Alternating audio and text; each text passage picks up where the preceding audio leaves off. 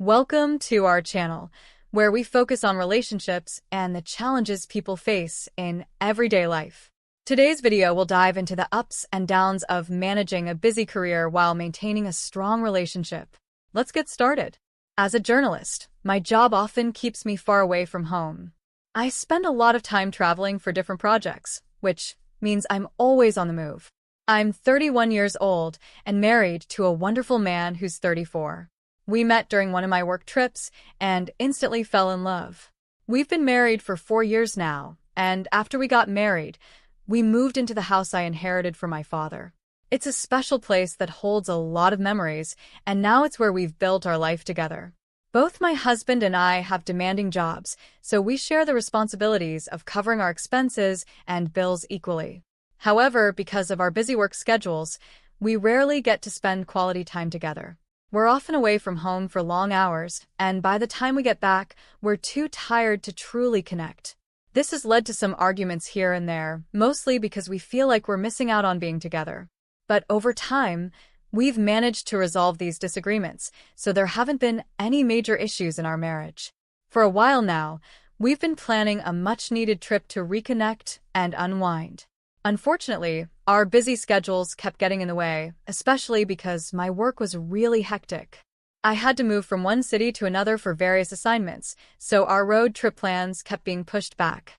We had this idea in mind to take a road trip to a distant city, stay at a nice hotel, and then return home after 3 days. We promised each other that the moment we found a little free time, we would finally go on this trip. We even saved up some extra money so that we could treat ourselves to a stay at a 5-star luxury hotel and enjoy fancy dinners. Finally, the moment came. I got an opportunity to return to my hometown for work, and I managed to apply for a 4-day holiday. I was thrilled. I packed all the essentials, and my husband and I set off on the road trip we had been eagerly waiting for. The excitement was real as we started our journey. We took turns driving, played our favorite songs, and spent the drive laughing and talking about everything under the sun. It felt like we were finally able to let go of all the stress and enjoy each other's company. It was one of those moments that made me feel like life couldn't get any better. After a long drive, we finally reached our destination and checked into the hotel. Luckily, we had booked our room online in advance, so everything was ready when we arrived. We were both so excited to spend this time together and create new memories, not knowing what surprises life had in store for us. We arrived at our hotel room, feeling exhausted from the long journey, but excited for the time we were finally going to spend together. After freshening up, we got dressed and decided to head down to the hotel's restaurant for dinner. The atmosphere was perfect, and we were both in great spirits. As we sat there, enjoying our meal, we talked about all the lovely memories we had shared over the years. It felt like everything was falling into place, and the evening was blissful. We were both so happy to be there, just the two of us, away from all the stress of daily life. Once dinner was over, we were too tired to do much else, so we headed back to our room and went straight to bed. I remember thinking how perfect the day had been as I drifted off to sleep, grateful for this rare moment of peace. The next morning, when I woke up, something felt off. I reached out to the side of the bed where my husband had been sleeping, but he wasn't there. At first, I thought he might have gone to the bathroom, so I waited for him to come back. But after a while, it felt like he was taking far too long. I started to worry, so I got up and knocked on the bathroom door. There was no response. My heart started to race, and I felt a knot forming in my stomach. I slowly turned the knob and opened the door, but to my shock, the bathroom was empty. My husband wasn't there. Panic started to set in as I quickly got dressed and rushed out of the room to look for him. I tried calling his phone, but the call wouldn't go through. His number was unreachable. My mind began racing with all kinds of terrible thoughts. Where could he have gone? Why wasn't he answering? I was so scared that I started asking random people in the hotel if they had seen him. I even checked with the front desk, hoping he might have gone out for a quick errand, but no one had any information. Growing more anxious by the minute, I ran to check the rental car we had parked outside the hotel. To my horror, the car was gone. My mind was spinning. Did he leave without telling me? What was happening? I thought maybe it was best to wait in the room, thinking he might return soon, but I couldn't calm myself down. The anxiety was eating me up inside, so I decided to leave the hotel and continue looking for him. With very little cash on me and no idea where to go, I somehow managed to find a way to get back home, hoping I would find answers there.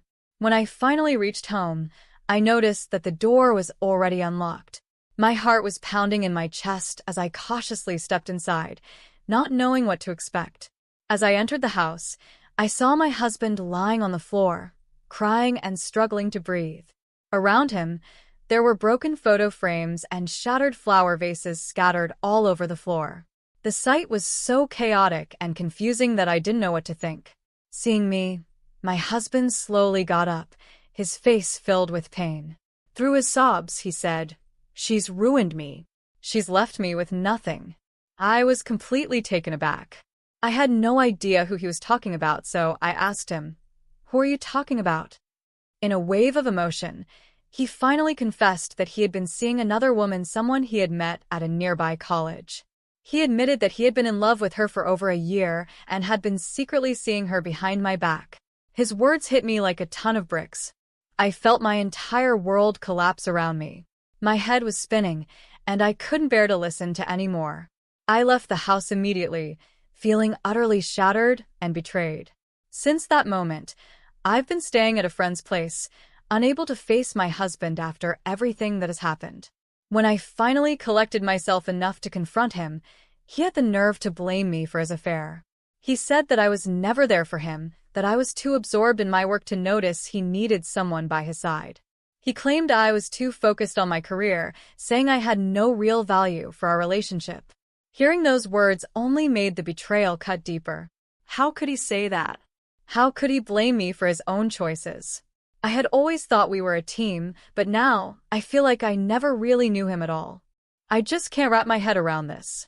How could the man I fought for, the man I stood up to my parents for, be the same person who betrayed me like this? I argued with my family to marry him because I believed in our love, believed he was the one I wanted to spend my life with. Every part of my life revolved around him.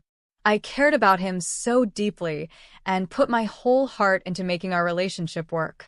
While I was giving everything to our marriage, he was off with someone else, someone much younger, being intimate with her while I was completely unaware. What makes it even worse is the thought that our house, our bedroom, was being used behind my back when I wasn't home. Just imagining that freaks me out. How could I have been so blind? Looking back now, I realize there were small signs, tiny hints here and there that something was wrong, but I never gave them enough attention. I ignored the gut feelings and trusted him completely. Now, I feel like such a fool.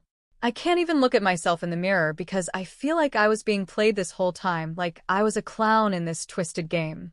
And to think, he had the audacity to confess everything to my face. He told me that he fell in love with this other girl, a girl who ended up leaving him for someone else. Now he's sitting here, heartbroken, crying about his loss, as if that's supposed to make me feel sorry for him. How can I even process this? How could he tell me he loved someone else while still being married to me? And now, he's heartbroken because she left him? The whole situation is so absurd that I can't even comprehend it. So, here's the latest update on my situation. My husband came to me recently, begging me to take him back. He's claiming that he made a huge mistake and that he's ashamed of what he did. He keeps saying that everything that happened was just a terrible blunder and he never intended to hurt me. But while he's apologizing, he has the nerve to tell me that I'm partly to blame for all of this. According to him, if I had been more aware or vigilant, I could have figured out his affair much earlier. He even had the audacity to say that it was my carelessness and lack of attention that drove him to cheat. He says he needed more love and attention while I was busy with work, and that's why he turned to someone else. It's unbelievable. Even if I had been absent or preoccupied with my career, does that justify his actions? How can he try to pin the blame on me when he's the one who made the decision to be unfaithful? And if he really loved this other girl, how can he now sit here and say he's heartbroken because she left him? It makes no sense. His apologies, his begging, it all feels so hollow. Now, he's saying we should try to fix our marriage, that we can work on things and make them better. But how can I see a future with someone who has betrayed me like this? How can I rebuild trust after everything he's done? I knew deep down that I couldn't continue living this lie, so I finally gathered the strength to file for divorce. I refused to spend the rest of my life with a man who has treated me so poorly and broken my trust. As soon as he found out that I had filed for divorce, he went completely off the rails. He started acting irrationally, calling me nonstop even though I refused to answer. When I didn't pick up, he took it a step further, calling my friends, my parents, even some of my coworkers, trying to turn them against me. He's been telling everyone that I was never really committed to the marriage, that I was always looking for a way out. He's trying to paint me as the one who is at fault, when in reality, it's him who destroyed everything. I can't believe this is my reality. The man I once trusted with my heart, the man I fought so hard for, has turned into a person I barely recognize. His actions have shown me that he's not the man I thought he was, and I know now that staying in this marriage would only bring me more pain.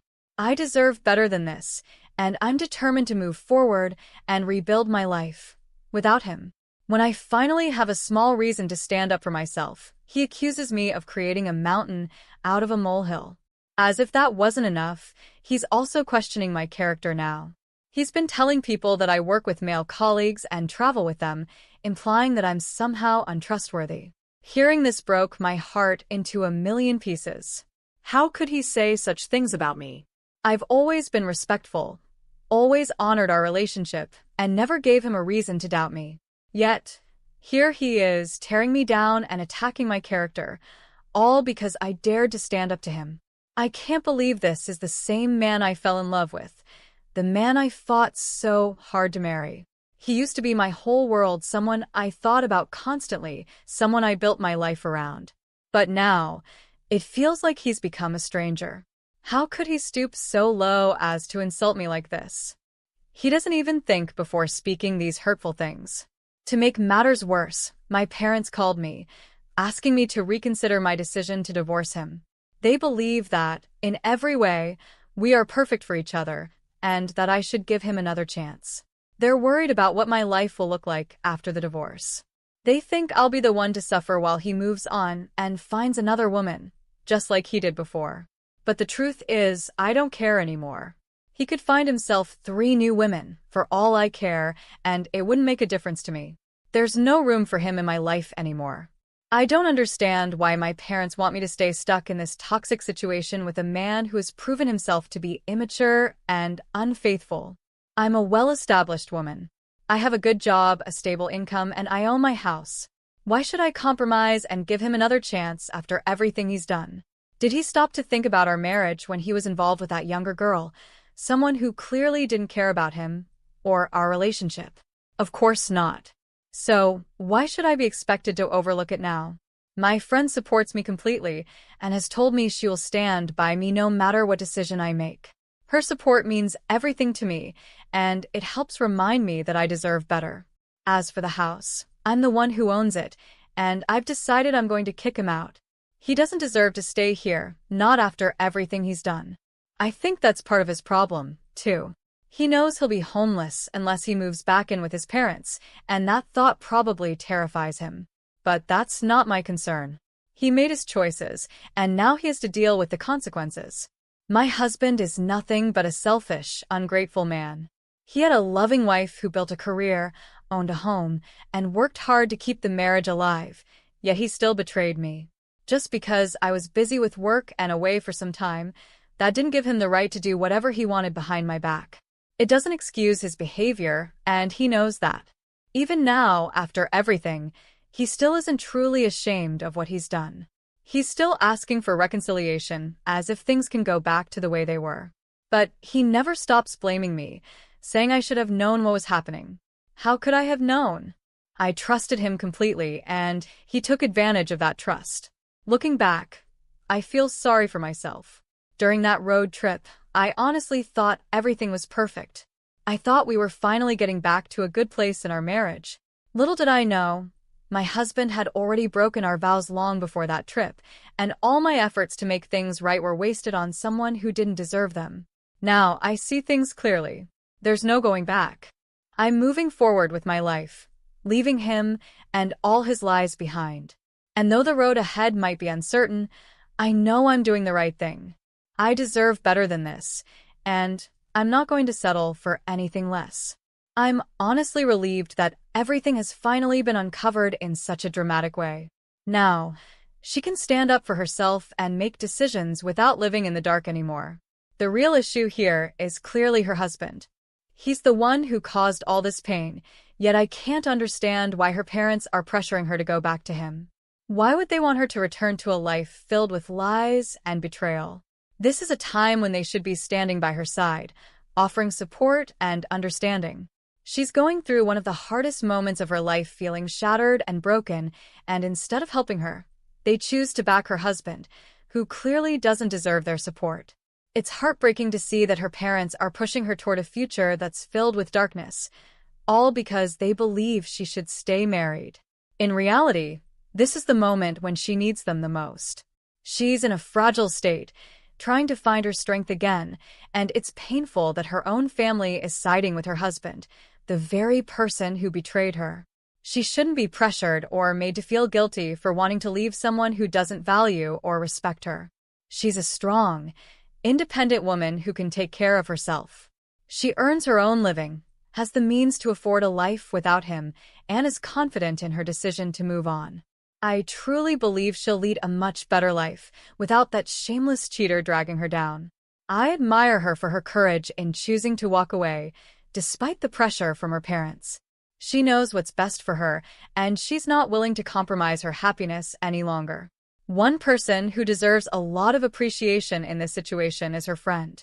Not only did her friend open up her home and take care of her while she stayed there, but she also supported her in her decision to separate from her husband.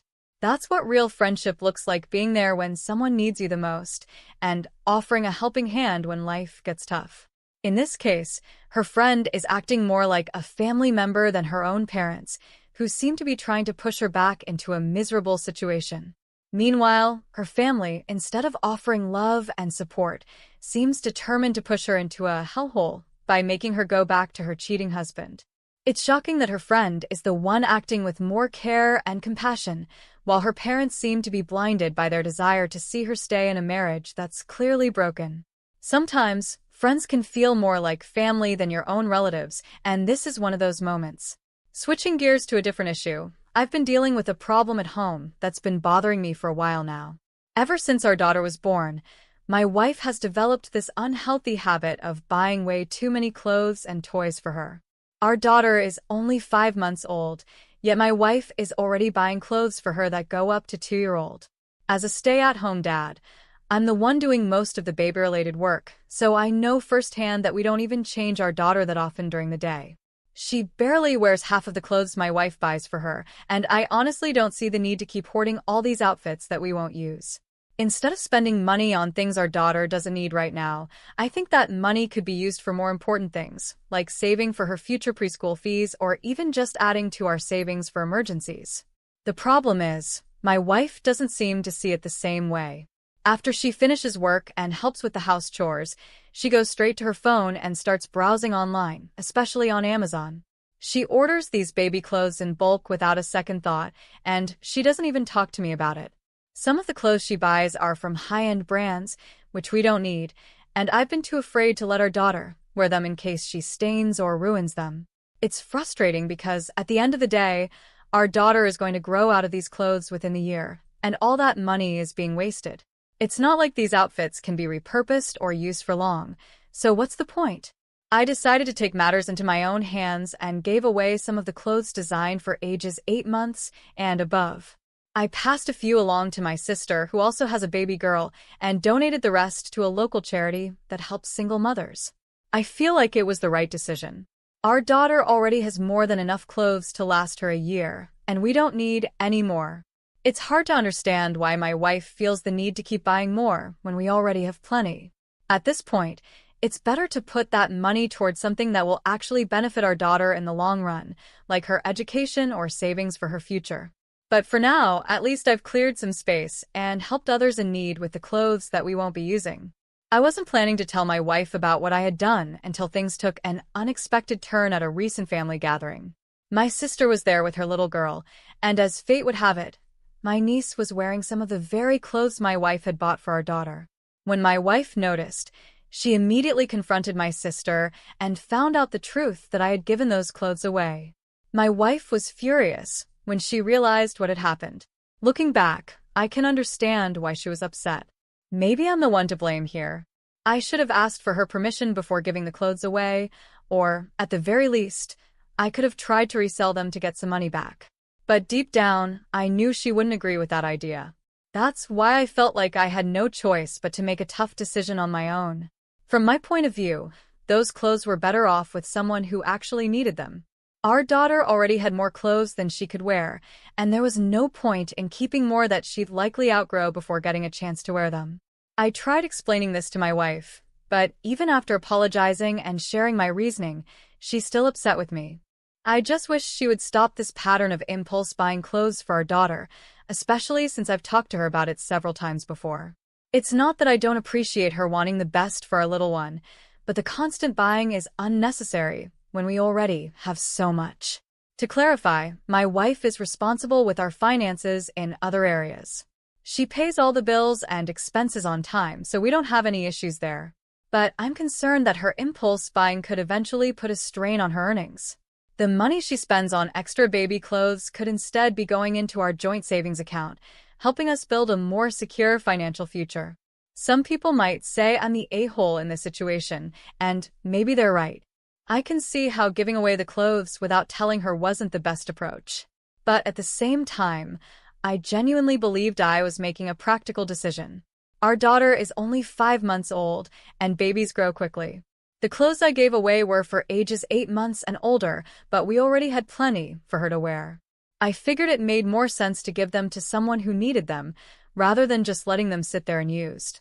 But then again, maybe I got it wrong. Some might say that it's completely ridiculous to give away brand new clothes that would fit our daughter in just a few months. After all, baby sizes aren't always consistent, and kids go through growth spurts all the time. I guess I didn't fully consider that we'd need to have the next couple of sizes available for when she grows into them. It's not like my wife was buying clothes that were way too big or completely unnecessary. Having clothes ready for the next stage is practical, and by giving them away, I may have created more of a problem. Now, in a month or 3, my wife might have to buy even more new clothes, which will cost us even more money. Another thing I didn't think about is that I've been hesitant to put our daughter in some of the nicer outfits my wife bought, just because I'm afraid she'll stain them. But now I realize how silly that sounds. She's a baby. Of course, there are going to be messes. If the money has already been spent on these clothes, why not let her wear them? Whether it's a $10 onesie or a designer outfit, she's going to outgrow it in no time anyway. A stain here, or there isn't going to matter in the long run. I should have just put her in the clothes, taken a few cute pictures, and let the inevitable mess happen. Babies are messy, that's just a fact of life. What I should have done from the start is have a grown-up conversation with my wife. We could have talked about setting a budget for baby clothes and discussed whether buying high-end brands was really worth it. Maybe we could have agreed to return some of the designer outfits, or at least limit how much we spend on them. If she's completely unwilling to compromise and it starts affecting our ability to save money, then that's something we'd need to address. But getting rid of clothes that would fit in just a few months without discussing it first, that was a mistake. I can see that now. It didn't really benefit anyone, and in the end, it just created more tension between us. So, in this situation, I might be the a-hole, but it's something I'm willing to work on. I just hope we can move forward from this and find a better way to manage things in the future. We recently had senior recognition for my team since the regular season is over.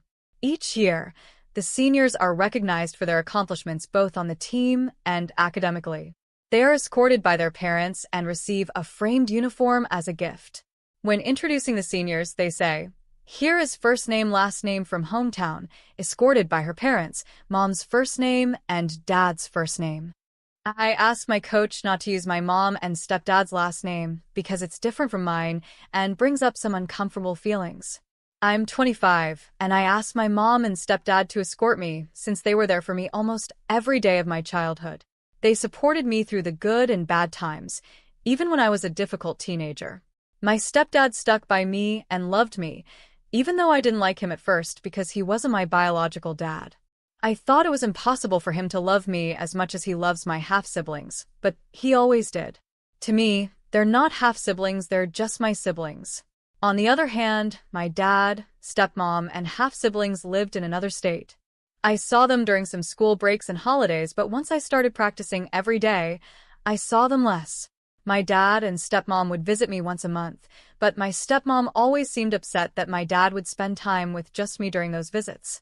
My dad and stepmom came to my last competition of the regular season. I hadn't told my dad it was senior recognition because I didn't know he was going to show up.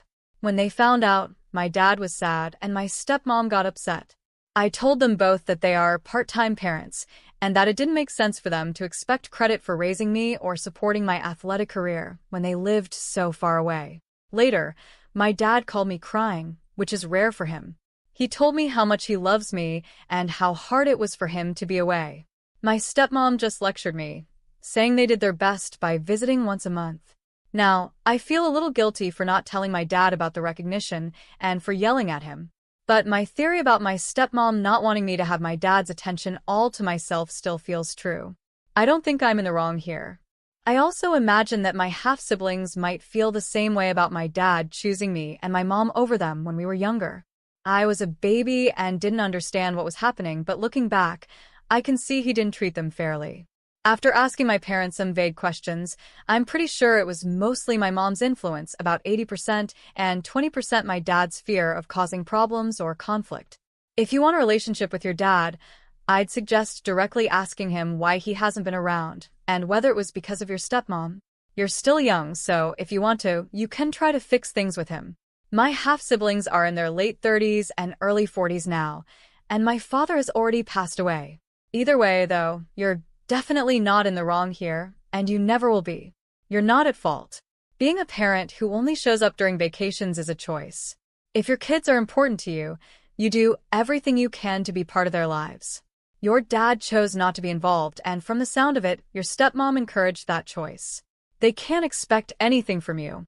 That said, if this situation has made your dad realize he's been absent, you could sit down and talk to him, just the three of you, about how you've seen his role in your life and what you'd need from him if he wants a better relationship with you. But that decision is 99%